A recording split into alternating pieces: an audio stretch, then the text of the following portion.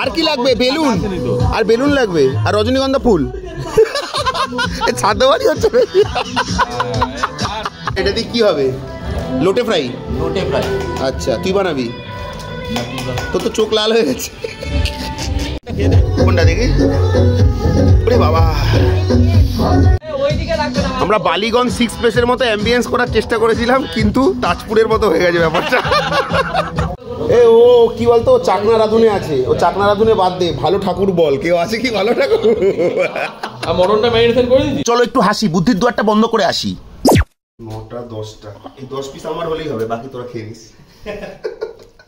দেখো, 1 জানুয়ারির দিনটা আমরা সবাই কম বেশি আনন্দেই কাটাতে চাই। হ্যাঁ, এই দিনটা আমাদের মতো বন্ধুরা মিলে অনেকে ফিস্ট বা পিকনিক করে, আবার অনেকে ফ্যামিলি নিয়ে বাইরে একটু ঘুরু করতে বেরাই। তবে আমরা প্রথমটাই পালন করেছি, আর আমি তো খুব একটা বড় ভিডিও দিই না, তাই আজ তোমাদের কথাটাও রাখতে চাই। তবে বন্ধুদের মাঝখানে গামছা পরে যদি কেউ কোনো কাজকর্ম করে, তাহলে দোষটা তো সম্পূর্ণরূপে সেই ছেলেটারই, কারণ বন্ধুদের গামছায় টান দেওয়ার ব্যাপারটা তো পুরনো। আচ্ছা তোমরাই বলো, এরকম তো হতেই পারে। যাই হোক, সময়ের অনেক দাম, তাই ঘড়ি পরেই বন্ধু শুরু করে দিয়েছে পেঁয়াজ কাটার কাম। মোটামুটি কাজটা একটু এগিয়ে দিয়ে স্নান টান করে সন্ধ্যেবেলা একেবারে ফিস্ট করতে চলে এলাম। এসেই দেখি রান্না বান্নার আয়োজন জোর কদমে চলছে। এরকম বড় বড় লইট্টা মাছের ফ্রাই, আর সাথে এরকম লোভনীয় চিকেন কাবাব নাকি স্টার্টারে থাকবে। হ্যাঁ, আমাদের চাকনা রাধুনে তো এটাই বলছে। তবে সুরাপান না করলেও চলবে, কিন্তু 1 জানুয়ারির দিন খাসি না খেলে বলো তো লোকে কি বলবে?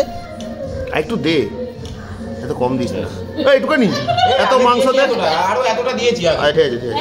হ্যাঁ, পেঁয়াজও তো দিবি, দে একটু পেঁয়াজ। আমি ওরকম ভাবে হ্যাঁ, যে কোনো প্রোগ্রামে আমার মতো এক আধজন দেখতে পাবে, যারা কোনো কাজ করবে না, শুধু জ্ঞান দেবে আর গিলে যাবে। আচ্ছা, তোমাদের গ্রুপেও যদি এমন কেউ থাকে, কমেন্টে তার নামটা অবশ্যই মেনশন করে যাবে। সন্ধ্যেবেলায় বন্ধুর মা সবাইকে চা করে দিল, আর সেটা চুমুক দিতে না দিতেই কোত্থেকে জানি একটা অদ্ভুত শব্দ কানে চলে এলো। এ বাবা, এটা কি হলো?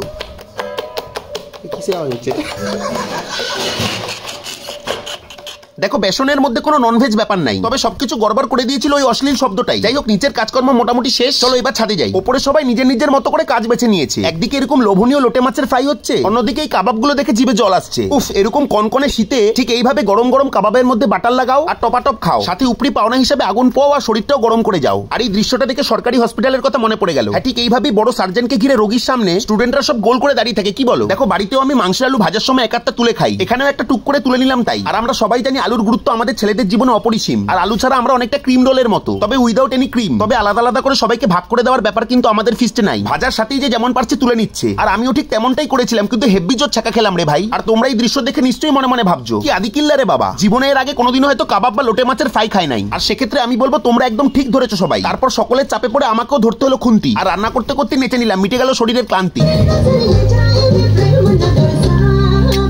মশলা কষানো শেষ, আর আমাদের ফিস্টের সবচেয়ে লোভনীয় এই দৃশ্য ক্যাপচার করতে পেরে আমার লাগছিল বেশ। দেখো, আমাদের ফিস্টের মেন কোর্সে বেশি ঝামেলা নাই, খাসির মাংসের পাতলা ঝোলা সাদা ভাত, এটুকুই পাবে সবাই। চলো এবার রান্নাটা হোক, ততক্ষণ আজকের বিচিত্র নিত্যানুষ্ঠানটার বিশ্লেষণ করি। চলো সবাই। প্রথমেই দেখি এক ভদ্রমহিলা চাঁদে পাড়ি দিচ্ছে, না মানে হাঁটা স্টাইলটা দেখে তো তাই মনে হচ্ছে। আর সামনে যে ডান্স করছে তার নাম মাইকেল, একমাত্র উনিই চালাতে পারেন ডান্স করতে করতে সাইকেল। তবে এদের কনফিডেন্স লেভেলটা প্রচুর হাই, আমার নাচ তো আরো ভয়ঙ্কর। আমি নাচলে নাকি আশেপাশের মানুষগুলো ব্যথা পায় সবাই, না মানে নাচতে নাচতে কখন কার ঘাড়ে এই গোলাকার শরীর নিয়ে হুমড়ি খেয়ে পড়বো সেটার কোনো ঠিক নাই। তবে সবাইকে নাচতে দেখে আমিও সেদিন একটু সেন্টু খেয়ে গেলাম। ওরে বাবা, আমার ভেতরেও তো সুপ্ত সানি দেওয়াল বাস করে নাকি? তাই ভিডিও করতে করতে হঠাৎই থোবরা সামনে নিয়ে এসে হাত পা নাড়াতে শুরু করে দিলাম।